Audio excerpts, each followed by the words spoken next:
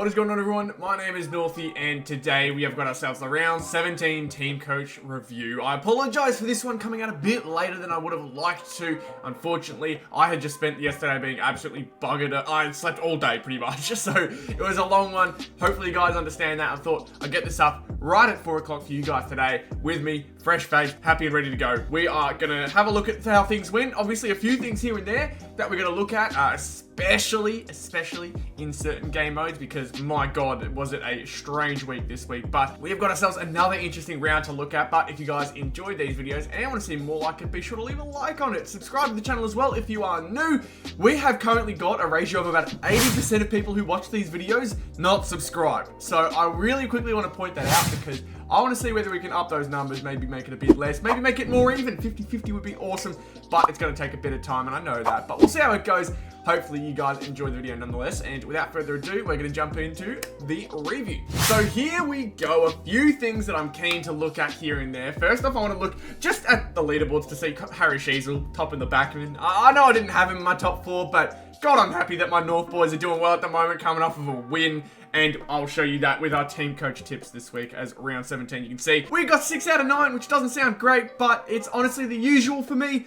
And one of them included tipping North Melbourne correctly. It feels so good to finally get North Melbourne on the week that they won. It's just a good feeling. I knew Gold Coast hadn't won a single game outside of People First Stadium, and I thought maybe with North Melbourne's form as of late, they can beat them, and they did. I tipped them at the perfect time. Very, very happy for myself. And yeah, it's another normal week in terms of where my tips went right and wrong. You can see the Carlton tip went wrong, Collingwood tip went wrong, and the Sydney tip went wrong. That was a big upset for the Saints, man.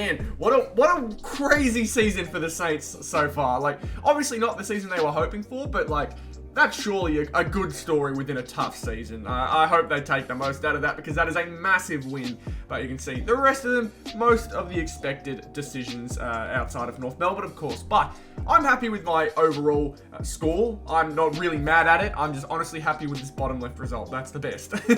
I'm not going to really worry about it as long as North Melbourne are off the bottom of the ladder. Yes, it feels so good, man. It's so good. But we're going to look at the star powers first off, and a few things here and there that we can obviously go to straight off the bat. Errol did okay, but not good enough by any means. 90 points is really tough, man.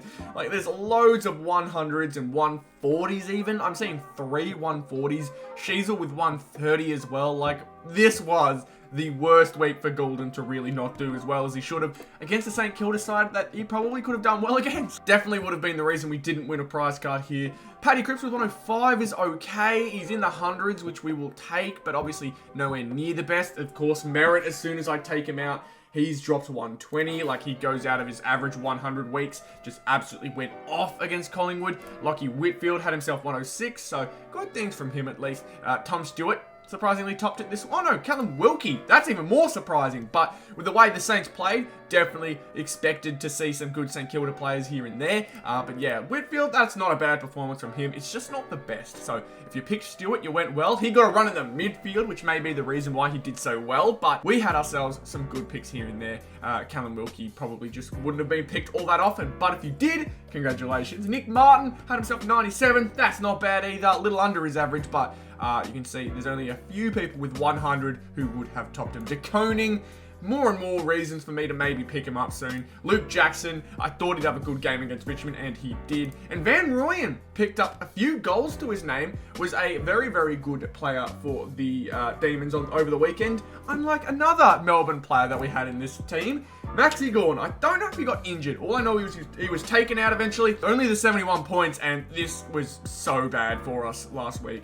We really could not have afforded this. A mix of a whole different players, honestly, for this, like, extremely strange Trailblazer section. Like, as soon as I started picking up Gawn, he has just really started to struggle. It's a very disappointing outcome for sure, but you can see Zorko, who's been getting the consistent 100s as of late, very good for him. Scott Pendlebury, amazing game, even though the result didn't go his way. Cameron did very well in a game where they smacked Hawthorn, and Ollie Wines going and turning back the clock a little with 100 there. Obviously the midfield has kind of passed them a little. That Butters, Rosie, Horn Francis versus midfield has taken him over a little. But Ollie Wines, very good from him. Just, yeah, the Max Gawn disappointment continues, man. It's getting very, very worrying, especially right after we picked up his double points here in this game mode. But we'll look at the silver. 319, that is a very, very scary amount of ranking points behind. You can say 469, nowhere near that top 10. Obviously, as soon as we messed up the Mighty, pretty much, we were done for this game mode. So, it's unfortunate, but it's the way the silver game mode goes. We're going to go to Ultra, though, and this is where we needed a little bit of leniency on our side. We didn't get it. Maxi Gawn's double points didn't hit. Whitfield's did. 106 is very, very good, considering the rest of them. Warner had himself 85 after a great start. Martin had 97. Like, this is honestly one of the better ones of the week. And then Errol Goulden, we talked about his 90 before as well. With a Connor Rosé 147 sitting at the top, that probably hurts the most. We could have made a change this week. We decided to stick with it and we got burnt for it. It sucks. It's the way it goes though, unfortunately. We can't do much about it. It definitely hurts. I wish it went a different way, but we have a look at the ladder. 161, 716. We needed to be at least 900, I feel like. Obviously, it didn't have to be exactly 900. We would have been okay even if we didn't. But 716 is nowhere near the mark we're looking for. And so, unfortunately, that is a very, very poor week. Really poor week. However, on the opposite end, I think I was told, yes, Dylan S. That's AVPS. He let me know in the comments before that he had reached the top 10 for Silver Star Powers. So great work. That is really hard to do, especially this week. You can see I struggled pretty hard. So if you managed to do it, great work, mate. That is awesome to see. Very, very good. But that is it for Star Powers. Disappointing there for sure, but it gets even worse. We look at our top team, and like I said, no changes, no real changes made. We stuck with it. Worked well for one area. Heaney with 105. That was the only area that worked well, and he could be suspended next week. So we've got a really tough choice here for this next round. 105 though, very nice for us. It's the only thing that was good because Maxi Gawn's 71, the second worst out of the rucks. That is not worth it at all. I heard someone say they accidentally picked English. No, you picked the right one. Like, I'm so shocked as to how poor Gawn did, considering a win against West Coast. I hope that got a lot of people, because now I'm so much more, like, keen to pick someone else, man. Sherry is probably actually the most likely one out of them all right now. I'm really impressed with how Sherry is doing this year, and I'm thinking, why not? Why not, right? He's up against Grundy next week, which could be a very tough test. Maybe we pick someone different, but Sherry, he's been all over it. I mean, the tackles and the pressure he brings is amazing. He can go down forward. He's just been all over it this year, man. I'd love to see him get an AA, like, nod, even in the squad, but I'm honestly just impressed as a North fan. I'd love to see him win a best and fairest. I think that'd be amazing for him, but we move to the midfields as well, like no Green there, obviously doesn't sign out for good things. The Brisbane boys I thought about, and obviously that would have been a lot better than what we ended up going with. Rosie was a massive. Brayshaw had a pop-off game that he occasionally likes to do. Brayshaw's a tough one to pick, to be honest, but yeah, so surprised Goulden has been this poor for this period of time. And Dacos, not honestly that bad. He was the only other 100-point player. Sheasel, my god, 134, topping it there. I don't think, yeah, Yo didn't beat him, so definitely Sheasel, the best pick. I've just been getting really unlucky with some of the picks. And it gives us rank 320, man. I really wanted to try and hit 400 this week, and I didn't. It's looking very worrying. We still somehow have rank 1. I'm really shocked by that. We have had 2 poor weeks in a row. We really need this top 4 to pop off sometime soon, man. We've been getting so unlucky with the picks. We just got to find some bit of luck in there somewhere for us, and like, we're not getting it anywhere. We're actually getting all the unluckiness, like Gawn, Goulden. You could say the signs are there, but Gawn was up against Bailey Williams, who isn't even listed, or he could be listed as a ruck on here, but I don't have the West Coast code. And Errol Goulden, who has had a potential Brownlow season and dropping 90. Like, that is a really stressful sign. Dacos was okay, but like nothing too crazy. Probably, honestly, a bit too safe of a pick that we've got to switch up next time, and we've got to try and find something a bit different. But I'm thinking maybe Ridley, if we can get Ridley on a good week and say 15 marks, that's amazing. I can hope we do something like that in another week. Essendon, I don't know who they're up against off the top of my head. We'll find that out on the preview video, but I don't know what to do. This is a really tough one, but yeah, not the ranking we wanted or the amount of points. The only good one this week, top 18, and it all comes from our forward line. You can see that's a fairly decent forward line. Isaac Heaney, Luke Jackson picked him out the right time. Cameron did well. Rankin did okay. And Myers was probably the worst defender. But honestly, not that bad. Oh, Danaher was down there a bit. Only real change I see myself making out of all of them is Danaher for Shea. But then again, Shea is so hard to pick. Like, he is so up or down. He was the only good Richmond player for them against the Ds. Or was it the Ds? No, it wasn't the Ds. Freo, that's right. Shea was the only good one. And it's tough because sometimes he meshes in with the rest of them as well. So, I don't know. Just a very, very interesting week in terms of the picks, although forwards ended up being our best one. We had some decent ones in the midfield. Had Josh Dunkley, which was nice. 140 is always helpful.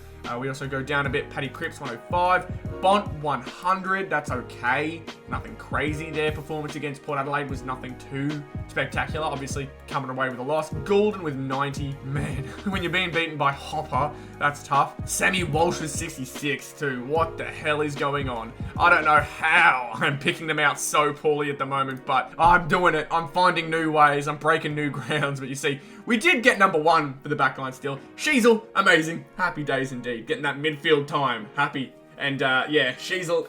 I'm just very happy with North. North is surprisingly the only thing that's keeping me positive about the last week. If North got smacked, this entire week would have been like, I hate everything. I hate this game. But no, Sheasel and North themselves are the only thing that's made me happy this week. So, hey, it is what it is, you know.